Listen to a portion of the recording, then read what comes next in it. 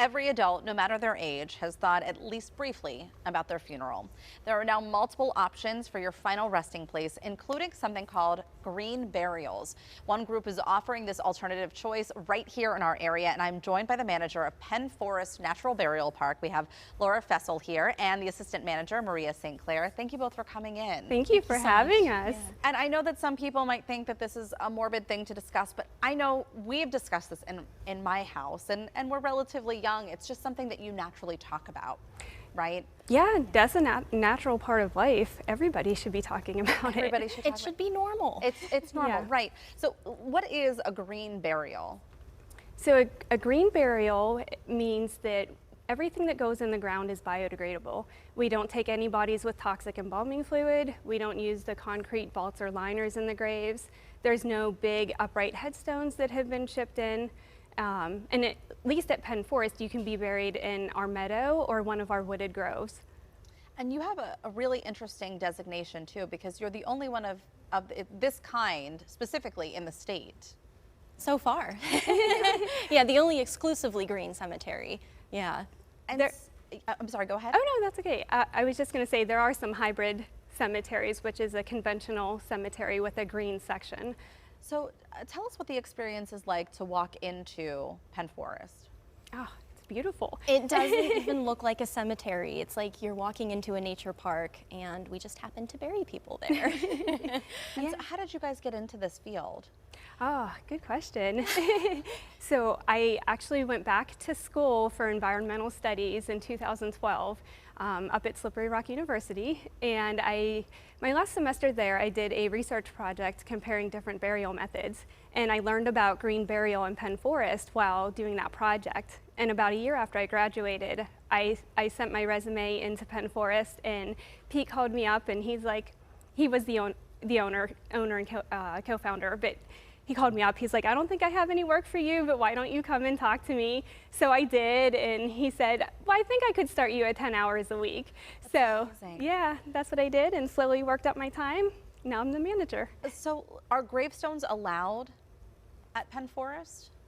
Yeah. Yeah, they're optional, so not everyone has one, but they all have to be made of a native material to Pennsylvania. So most of them are like limestone, sandstone, some kind of river rock, and yeah, they all lay flat, and anyone can have whatever they want engraved on them. And we have some photos to share with people. I mean, it's like you're taking a walk in the woods. And this idea that we are one with nature after death, that our bodies are serving a different purpose in some way. There's something to that. Yeah, I always think about how everything in nature that dies nourishes something else on some level, in some way, whether it's a leaf that falls to the ground or a little caterpillar or what have you.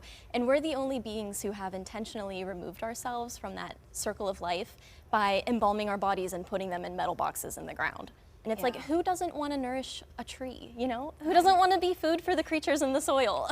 Well, and Laura, you've done so much to study this too. So what have you learned through the process? I mean, is embalming bad for the soil, bad for the ground? It is. It's very toxic, not only to the earth, but to the funeral directors who embalm bodies. There's like a higher rate of leukemia in the funeral directors. But yeah, even if you're put in like a metal coffin in a concrete vault inside in the ground, inside the grave, that is going to seep out into the ground. The embalming fluid does not stay enclosed in there. Right, it's going to seep in. And you also have a council. What is the role of that council?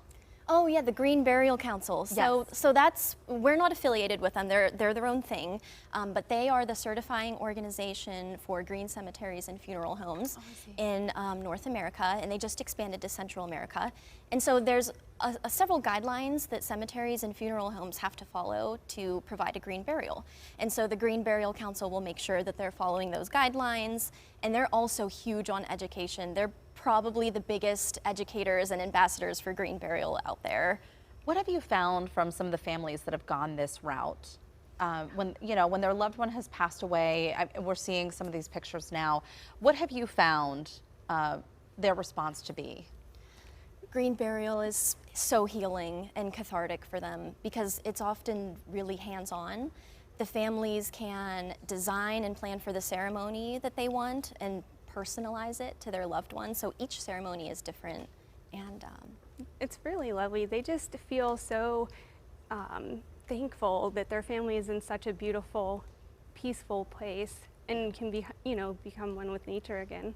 Thank you very much for coming on and explaining this. Like I said, some people might find the topic morbid, but it's something that we all should be discussing. It's a very normal part of our life cycle. Absolutely. Yeah. Thank you so much for what you offer to our area and for coming on today. Thank you so much for having us.